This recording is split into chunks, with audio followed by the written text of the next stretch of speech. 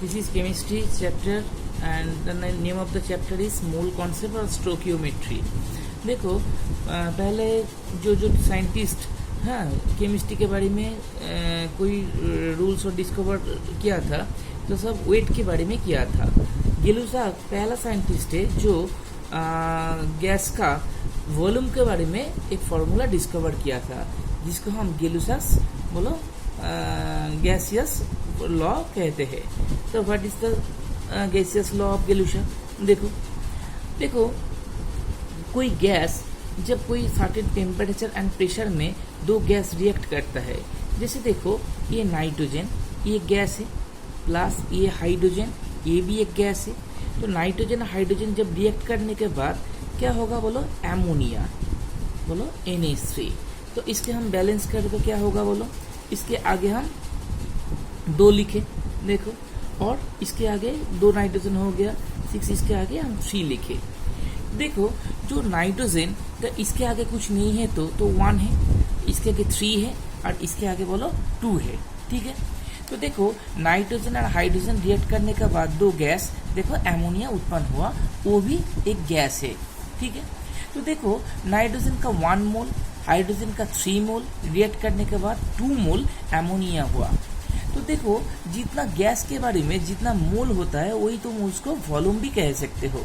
जैसे 1 volume nitrogen and 3 volume hydrogen react करने के बाद ये 2 वॉल्यूम एमोनिया उत्पन्न हुआ। तो 2 ही गैस है। तो अब गेलुसाक गैसियस लॉ क्या है? तो देखो वो कहता है जब कोई सर्टेन टेम्परेचर एंड प्रेशर में कोई गैस खुद के बीच में रिएक्शन करेगा तो उसका जो वॉल्यूम का जो रेशियो होगा, जैसे देखो ये रिएक्टेंट होता है तो रिएक्टेंट का वॉल्यूम कितना है? 1 वॉल्यूम। ये क्या है बोलो? नाइट्रोजन। ये क्या? 3 वॉल्यूम। बोलो ये क्या है बोलो? हाइड्रोजन रिएक्ट करता है। तो वॉल्यूम का जो रेशियो होता है ये 1:3 होता है। तो ये जो रेशियो ये सिंपल रेशियो में आएगा। ठीक है, और जो ये प्रोडक्ट इसको हम प्रोडक्ट कहते हैं एमोनिया, ये जो प्रोडक्ट गैसियस में होगा तब उसका भी जो वॉल्यूम होता है, जैसे 2 वॉल्यूम ये क्या है बोलो? 2 वॉल्यूम एमोनिया, उसका भी जो वॉल्यूम वो वॉल्यूम रिएक्टेंट का जो वॉल्यूम होता है उसका साथ ये वॉल्यूम भी बोलो सिंपल रेशियो में आएगा। तो क्या लॉ क्या है?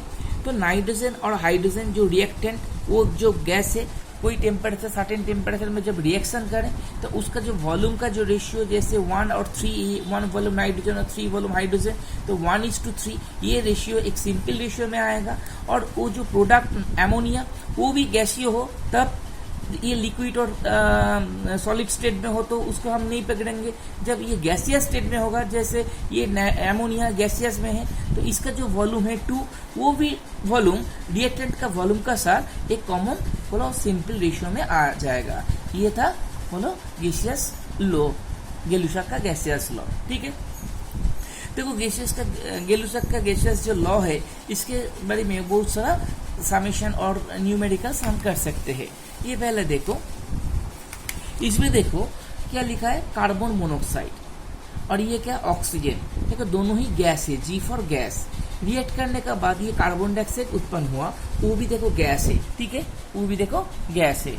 ओके, अच्छा एक समेशन तुमको एक न्यूमेरिकल्स दे सकते हैं, जैसे 24 cc carbon monoxide and 60 cc oxygen react करने का बाद ओके जो कार्बन डाइऑक्साइड वो उत्पन्न होगा तो उसका वॉल्यूम क्या होगा? पहले देखो इसका वॉल्यूम का रेशियो कितना है बोलो? 2 वॉल्यूम कार्बन मोनोऑक्साइड और 1 की कोई नहीं है तो 1 वॉल्यूम क्या है बोलो? ऑक्सीजन रिएक्ट करने के बाद 2 वॉल्यूम कार्बन डाइऑक्साइड उत्पन्न होता है। तो देखो 24 cc हम कार्बन मोनोऑक्साइड लिया। ठीक है, तो देखो इसका रेशियो कितना हुआ था? 2:1 कार्बन मोनोऑक्साइड और ऑक्सीजन का जो रेशियो। ठीक है, अच्छा इक्वल टू किया तो इसका वॉल्यूम कितना है बोलो? कार्बन मोनोऑक्साइड का वॉल्यूम कितना है? 24:2। तो ये जो ऑक्सीजन है तो ये 24 कार्बन मोनोऑक्साइड कितना ऑक्सीजन के साथ रिएक्ट करेगा? तो ये 2 पार्ट होगा तो ये 1 पार्ट होगा। ठीक है, तो ये ऑक्सीजन को हम X पकड़ो तो कैसे होता है देखो, तो 2:1 की ये कार्बन मोनोऑक्साइड बोलो 2 पार्ट और ये 1 पार्ट, तो रेशियो वॉल्यूम का रेशियो 2:1। तो ये कितना लिया बोलो 24 और ऑक्सीजन का हम x पकड़ेंगे, ठीक है। तो क्या होता है देखो 2/1 इक्वल टू 24/x। तो देखो 2x इक्वल टू 24 तो x इक्वल टू 12। तो क्या होगा 12 पार्ट, तो ये 20 पार्ट कार्बन मोनोऑक्साइड रिएक्ट करेगा तो ऑक्सीजन कितना लगेगा बोलो 12 पार्ट 12 सीसी ऑक्सीजन रिएक्ट करेगा। तो देखो हम 60 सीसी कितना लिया था बोलो ऑक्सीजन, उसके बीच में ओनली 12 सीसी ऑक्सीजन रिएक्ट करेगा। तो बाकी जो 48 सीसी ऑक्सीजन इसमें रह जाएगा अनरिएक्टेड, जो रिएक्शन नहीं करेगा। और ये क्या होगा 2 पार्ट, तो देखो ये 2 पार्ट होता है तो ये भी 2 पार्ट होगा, तो ये 24 सीसी होगा तो ये भी 24 सीसी होगा। तो क्या होगा बोलो, तो 24 सीसी जब कार्बन मोनोऑक्साइड बोलो ऑक्सीजन के साथ जो रिएक्ट करेगा तो ऑक्सीजन 12 सीसी रिएक्शन करेगा, कि ये 1 पार्ट है, ये 2 पार्ट का साथ 1 पार्ट रिएक्शन करेगा, 24 का साथ उसका हाफ पार्ट मतलब 12 सीसी रिएक्शन करेगा, और 48 सीसी ऑक्सीजन अनरिएक्टेड रह जाएगा, ठीक है। ये 48 सीसी। और देखो कार्बन मोनोऑक्साइड कितना उत्पन्न होगा 2 पार्ट, तो ये 2 पार्ट भी है तो ये भी 2 पार्ट है, ये 24 सीसी है तो ये भी 24 सीसी है। इसके बाद देखो नीचे का जो फॉर्मूला है वो भी देख लो। देखो ये C2H6, ओके, C2H6 मतलब ये इथेन होता है। इथेन का कितना पार्ट, ये गैस है, ये ऑक्सीजन के साथ जब रिएक्ट करेगा तो ये इसका 2 वॉल्यूम, इसका 7 वॉल्यूम रिएक्शन करने का बाद जो देखो प्रोडक्ट होता है कार्बन डाइऑक्साइड, ये भी 4 वॉल्यूम, और जो वाटर वेपर होगा वो भी 6 वॉल्यूम होता है, ठीक है। तो तुम देखो तुमको इथेन 600 सीसी हाँ उसमें दिया है, तो 600 सीसी क्या है इथेन है, उसके साथ तुम 3000 सीसी बोलो ये क्या बोलो ऑक्सीजन लिया, तो कितना रिएक्शन होगा देखो, इसका वॉल्यूम कितना है 2:7, देखो 2:7 लिख दिया, इक्वल टू किया, इसका कितना वॉल्यूम है बोलो 600 किया, इसको x पकड़ो तो कितना होगा देखो 2/7 600/x 2x equal to okay, x equal to कितना होगा बाई 2,